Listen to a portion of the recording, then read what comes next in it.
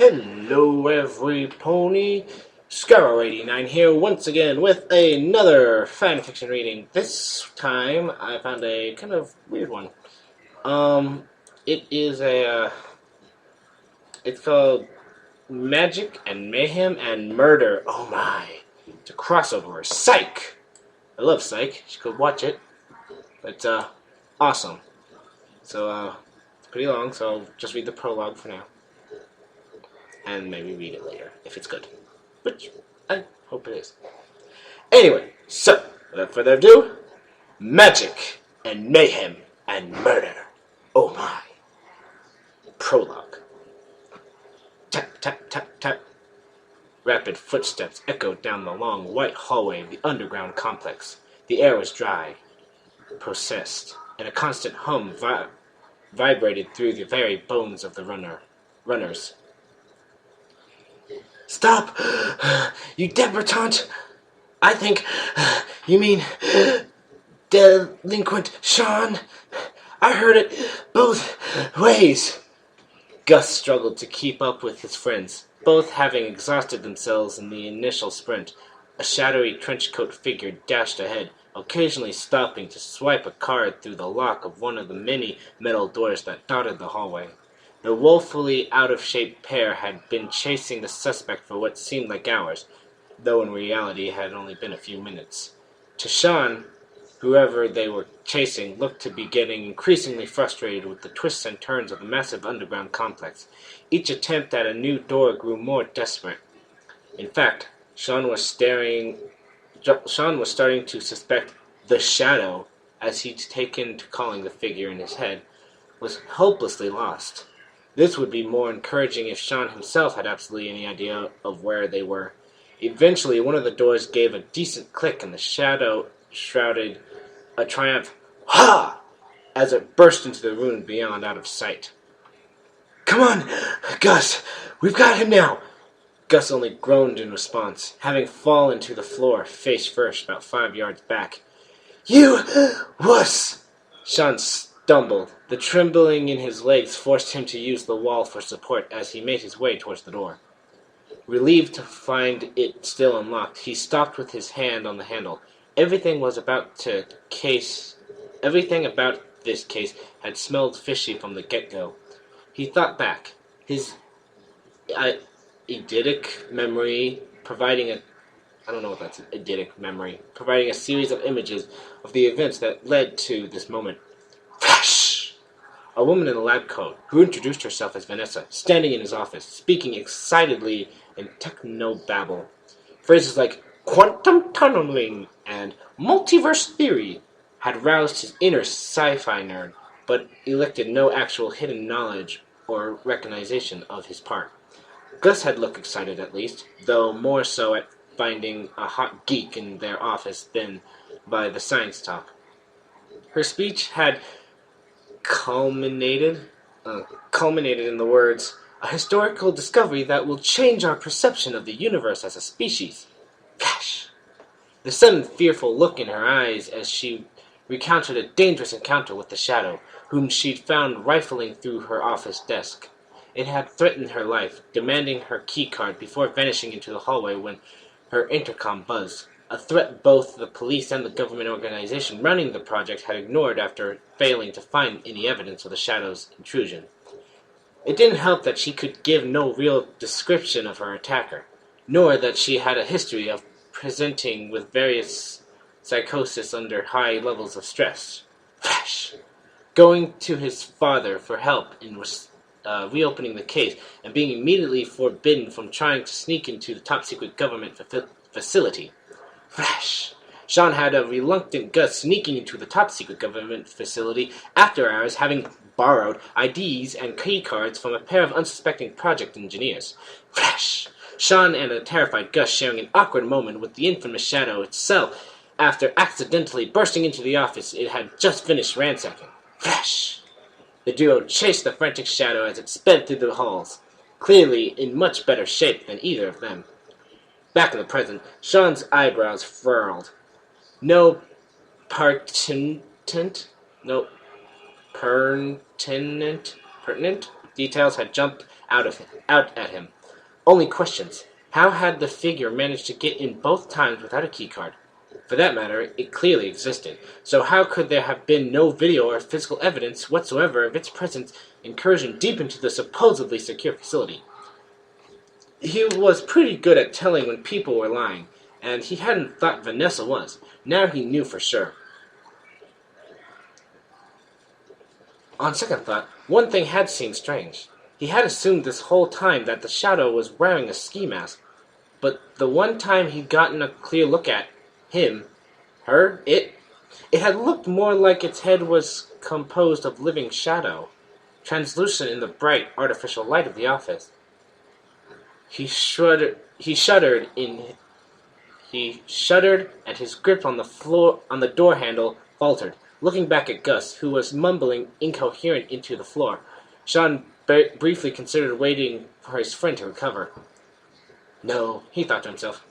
There's no such thing as ghosts, but there are such things as terrorists and bombs. His grip faltered again. Come on, Shawn, get it together. You're a man. You ain't afraid of no ghost. You ain't afraid of no ghost. The hallway suddenly lit red as a deafening orchestra of Kalaniks broke the stalemate. Shawn, startled, burst through the door. Aha! Oh! His girly... Oh. Ow! Oh! His girly scream dropped in pitch and volume, then faded to stunned silence as his mind struggled to keep up with what his eyes were seeing. A gigantic machine took up most of the space in the even more gigantic room. Thick industrial cables carrying untold power and data covered the floor beneath the metal catwalk Shawn stood on. And, if a shadow could be said to look incredulous, the one standing under the machine at the end of the walkway was doing a good job of it. This isn't happening! Shawn, however, could only stare in awe at the fierce ball of raw energy that writhed and pulsed at the very center of a raised platform. The air around it was so heavily distorted that it looked wrong, somehow. As if it had more than 3 dimensions. It hurt his head just to look directly at it. This isn't happening. This isn't happening. His gaze shifted to the shadow, arms outstretched toward the energy ball with electricity arching between them. The trench coat had been burned off, revealing a vaguely humanoid, very transparent shape. It turned to him, and a feminine voice rose up from the center. Why dost thou burst on hounding me, fool? Hast thou no regard for thine own life? Shawn's jaw dropped. This isn't happening! This isn't happening! This isn't happening! The logical part of his brain degenerated into a gibberish mesh before shutting down altogether, allowing his snark run of the show. What? That made no sense. Who sang this? Fool? Well, your face is a fool. Nice, Shawn. Quick, say something witty to distract it from the fact that you sound like an idiot. And I don't see I don't see what McGruff has to do with any of this. Damn it! The shadow stared at him, requiring 3 false starts before speaking. Of all the inane, who dost thou think thou art? Shawn Spencer, psychic detective, and I'm here to take a bite out of crime. Stop. Just please stop. His brain finally rebooted and gasped. Wait! That's why you didn't show up in any of the security footage. You're a ghost! He paused. Or maybe an alien. Alien ghost? What are you? Exactly! The shadow seemed to grin, which was really disconcerting since it didn't have a face. I am many things to many beings, but most known me simply as the Nightmare. Nightmare? Really? Dude, the Shadow is a much cooler supervillain name. Wait, did you just seriously pause for dramatic effect? Shawn's scoffing was cut short as the ball of energy pulsing gained speed. It was loud, each thump resounding deep within its chest. It lost its spherical shape, becoming a violently shifting, amorphous mass. Shawn was on his knees, hands pressed against his ears in a vain attempt to block out the noise that filled his head. Then, as suddenly as it lost it, the energy regained its shape and shrank to a small dot. Silence regained for one brief, blissful moment. Etc. No, except... Oh, wait, what? Oh! He's saying the second part of effect. For dramatic effect... An explosion of light and noise overtook him, and he felt himself falling. He heard an ominous, crackling laughter echoing through infinity, then darkness. The security details that reached the room minutes later found only an unconscious Gus in the hallway and an empty room with a perfectly smooth, half-sphere crater at its center.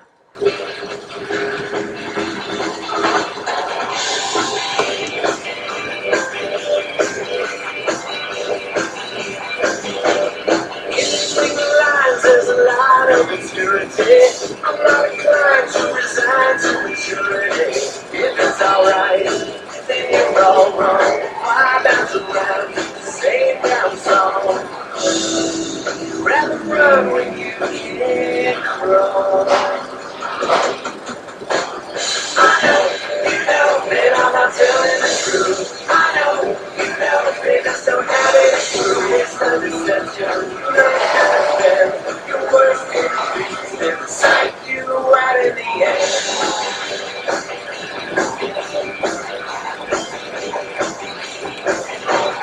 In between the lines, there's a lot of obscurity. I'm not inclined to resign to maturity. If it's alright, then you're all wrong. Why bounce around the same damn song? You'd rather run when you can't crawl. I know, man, I'm not telling the truth. I know, they just don't have it true. It's a deception. You don't have them. Your worst enemies never sight you out in the end. I know, I know,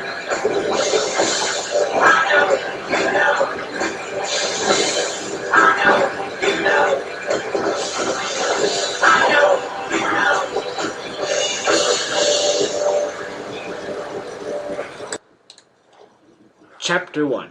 Where the cute things are. Birds chirping. Water babbling over a brook. The swish of trees swaying with the morning breeze. Shawn had never once regretted his decision to buy that Sounds of Nature alarm app for his phone. Ever since he had always woke up refreshed and ready to face the day. As usual, he decided to wait and listen to the soothing melodies for a few more minutes before getting out of bed. A rooster crowing in the distance. The scurrying footsteps of curious little critters. Huh? That's new. The dewy grass trickling the back of his neck. Wait! He bolted upright with a shout, scaring a small family of chipmunks that had been investigating the strange creature sleeping on the entrance of their burrow in the middle of a field. To their credit, they didn't scurry very far from his violent awakening before turning to scrutinize him with impatient stares. Shawn, on the other hand, was beginning to hyperventilate. As the confusion of waking from a deep sleep wore off and recent memories flooded back, he remembered the nightmare. Lots of light and noise, as if from an explosion. Gus? He stood, truly beginning to panic.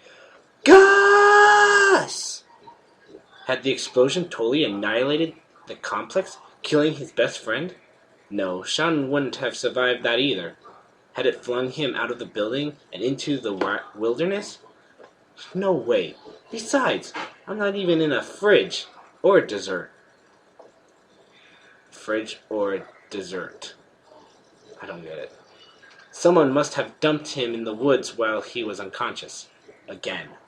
The nightmare, perhaps? He patted himself down, feeling only a few scratches and bruises, as well as a wicked sunburn on the left side of his face. His jeans were ripped and his favorite green polo had a hole burnt into the left side. At least his sneakers had made it through relatively unscathed. Walking home barefoot would have been unpleasant. "What the hell happened?" he muttered. The sound of his own voice helped calm him as he paced. This wasn't the first time he'd woken up in a strange place in the middle of a case. First time an alien ghost was to blame, though. "Okay, Shawn, do what Dad taught you. Calm down. Check. Take inventory. Check. Observe your surroundings." He took a deep breath and looked around. He appeared to be in a field, littered with debris that looked like it had come from whatever that machine had been. To his left was a line of very ominous trees. To his right, what? Flatlands, as far as the eye could see, interrupted only by the occasional shrub. Not a cloud in the sky.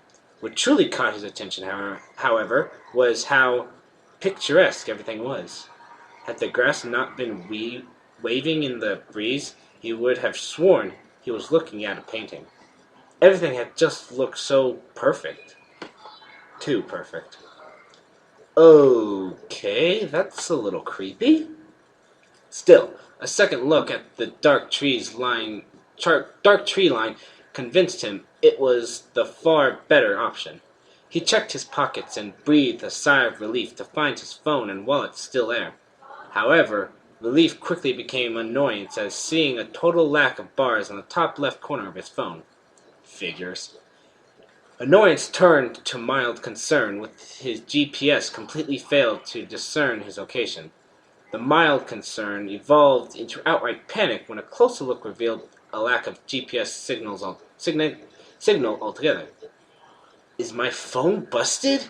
He smacked it a couple of times against his hand to no avail. Well, it's not like the satellites disappeared. That explosion must have shaken something loose. He noted that the time read 2:30 a.m. and looked up at the sun, which was nearly directly overhead. Yep, busted. The deduction left him unsatisfied, but it was the best he could come up with. He wished Gus was there. Sure that his friend would chime in with some obscure bit of normally useless knowledge that would help in some strangely coincidental fashion, or at least lighten the mood. Shawn put the phone away and looked around one last time before letting out a shrug, flipping a mental coin to pick a direction. He started walking, to his relief of the chipmunk family he displaced, keeping the tree line in sight and to his right. He didn't really want to stay near the forest, but he was sure he'd be going in circles within minutes of walking into those featureless flats without a working GPS. As he walked, he started thinking back on everything that happened, but something new popped out at him. It was frustrating. Being able to remember tiny details of everything he saw was only helpful if he could fit them together into something that made sense. But none of this was making any sense. Eventually, his thoughts came back to the nightmare. She had obviously caused the explosion on purpose, but she had said nothing that gave him any clues as to why she'd done it. After over an hour of walking, Shawn finally caught a break. He almost missed it, having been so deep in thought, but there was definitely a thin trail of smoke rising from behind a hill almost straight ahead. And, is that a road? He whooped and ran forward. It wasn't so much a road as a beaten path. Still, those were definitely hoof prints in that mud. And where there were horses and smoke, there would be people. Hopefully nice people, with food. And a landline, he sniffed, and a shower. Still laughing, he turned to follow the path away from the forest. Again, he found himself with time to think as he walked, and a closer look revealed a hoof print looked a bit small for a horse. Maybe a donkey?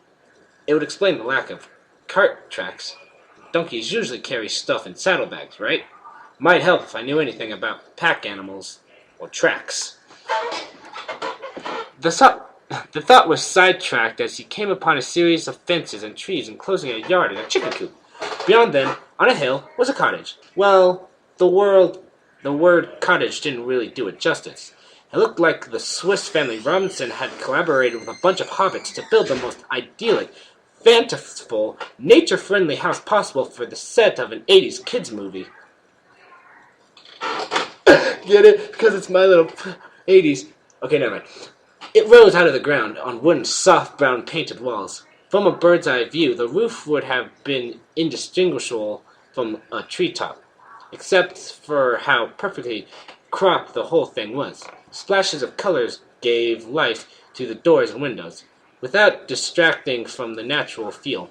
He followed a little cobblestone path from the muddy road he'd been walking on to its doorstep.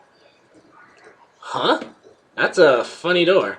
It was split into a top and bottom half, each with a handle, the whole thing standing only a bit taller than his own 5'10". He hesitated, hand hovering over the wood as a half-formed thought nagged at the back of his mind. Meh, whatever.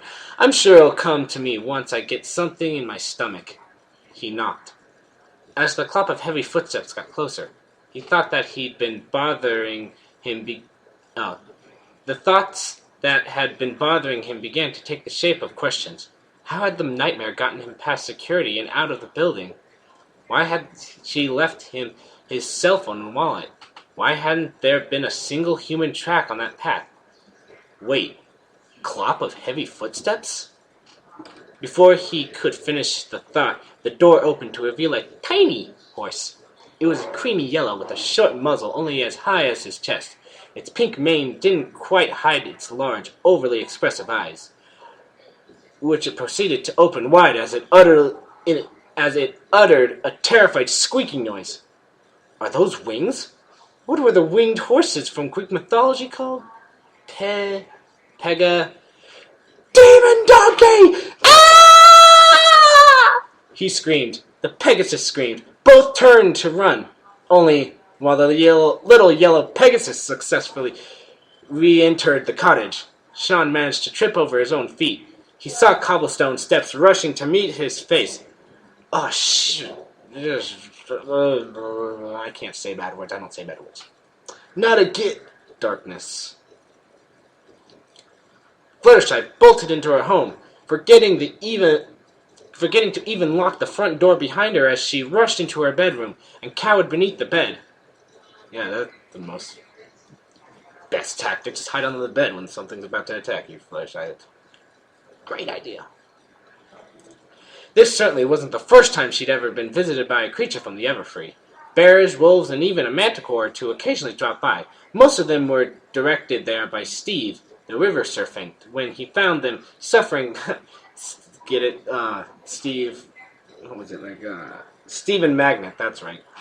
The serpent from the first episode. My moustache! Anyway, most of them were directed there by Steve, the river serpent, when he found them suffering from one ailment or another. This was the first time, however, that a visitor had reacted, or looked, quite like that. She noticed Angel at her side, clearly terrified, but trying to comfort her anyway. Aw, he's not being a jerk. The sight of her precious little bunny putting on a brave face for her did the trick, and she managed to stop shaking and calm herself. Oh, Angel. She put a hoof around him and pulled the bunny close. It's okay. I'm okay now. That poor little thing is probably more scared of us than we are of it. The irony of calling a creature almost a foot taller than her little never even crossed her mind. Instead, she thought back to its face and as it had screamed that gibberish. The only thing she'd ever seen that looked even remotely like whatever was outside her house was a monkey. And this thing's face had certainly been more expressive. Why do you always say... I don't know. In fact, its face had clearly been expressing terror. And maybe confusion? Definitely terror, though. Guilt hit her as she crawled out from under her bed and floated back to her front door. Cracking the bottom half open, she peeked around it, looking for the whatever it was. It took her a moment before she spotted it. Oh no! She burst from the front door, flittering to the inert creature, which had somehow managed to knock itself out on her steps. No pool of blood meant the injury probably wasn't serious, though a concussion was still possible. She breathed a sigh of relief, landed, and moved to flip it onto its back. That's when she noticed it was wearing clothes. Oh? Birds chirping. The water babbling over a brook. The swish of trees swaying with the breeze. Shawn's head was pounding. Had he gone drinking last night? He couldn't remember. Which meant he probably had. At least he could be glad to wake up to the soothing sounds of nature. He had never once regretted his decision to buy wait. He started to bolt upright, but the resulting headache made him immediately regret the action. His eyes felt like they were glued shut, so he settled for exploring what he could with his hands. Okay, I'm in a bed this time. That can't be a bad sign. Rubbing his eyes and trying not to move around too much, he noticed something wrapped around his head. A bandage? For a second time that day, memories began to flood back. Nightmare. Explosion, field, path, house, demon, donkey! Oh man! Shawn groaned and finally got his eyes open. He could see that someone had been nice enough to draw the curtains. The soft candlelight was easy on his eyes, still sensitive from the blow to his head. Had the Pegasus been imaginary? He wasn't sure anymore. Maybe a byproduct of whatever concussion he'd gotten the first time he was knocked out that day. The cottage he'd seen was real, and he was clearly in it. He sat up slowly this time and took a look around. The bed was a bit short for him, though wide for its length. His phone and wallet sat on the nightstand near one of the lit candles. How would Fluttershy know how to do that? Why'd you do that? Maybe they... Let's just say they have... Well, we definitely know they have wallets to keep their bits in. Let's just say they have iPhones in Ponyville. He picked them up and took note of the rest of the room. What little furniture there was seemed to run on the small but sturdy side. He noted it was all beautifully crafted out of wood. No chairs, huh? Getting to his feet, Shawn noticed the low ceiling, which hung only a foot from his head. He walked to the only door and opened it with a touch to reveal the rest of the cottage. Hello? Is someone home? No answer. It was the same general design in the living room, or whatever that common area just past the front door was called in a Robinson Hobbit cottage. There was even a little wooden staircase with perches, birdhouses, and other such paraphernalia spread throughout. Okay, so whoever saved me is into animals. I can dig that. Shawn realized he was talking to himself, probably suffering from guster withdrawal. Hope you're okay, buddy. He needed to find a landline to make sure Gus wasn't hurt and check in with his dad. Juliet would probably rip him a new one for not calling sooner. Rip him a new one? I've never, ever heard that before. He found the kitchen, but no fridge or other modern appliances. The dining room had only a table. Huh? Still no chairs? And there was no phones to be found anywhere. This is getting weird. Did I end up in an Amish village? That was going to cause some issues, though it seemed more likely the more he explored. A skirting noise made him turn faster than he should have, setting his head and pounding again. Setting his head to pounding again. Shawn held on to the table for support until the dizziness passed, then looked around. It took a few moments before he spotted the little white fuzzball in the middle of the room. A tiny little rabbit stared back, twitchy nose and trembling with its little ears down flat against his head, eyes wide and gleaming. Aw, aren't you the cutest little bunny I ever saw? He glanced around, glad that Guster wasn't there to see that. Who am I kidding? The chocolate bear would melt in the first sight. Oh, that chocolate bear would melt at the first sight of this little guy. Smiling widely, he walked over and knelt, cooing and using baby squeaks the whole time.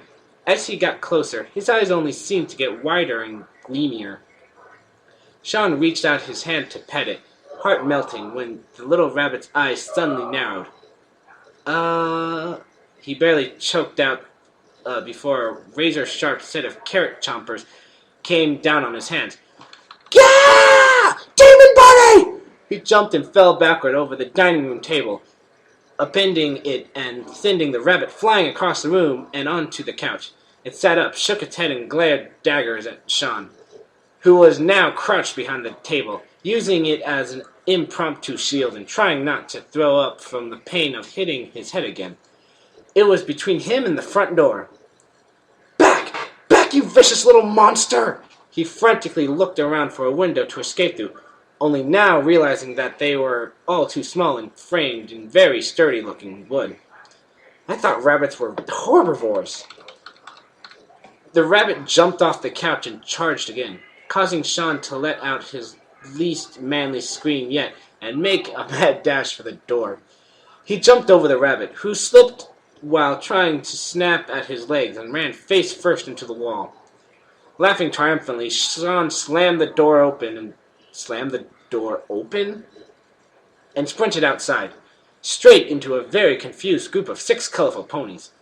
Even in his panicked state, his eyes for detail took note of the horns instead of wings. The sight of the miniaturized mythical creatures, however, was too much. The sight of the miniaturized mythical creatures, however, was too much for his mind to fully appreciate in its current ragged state.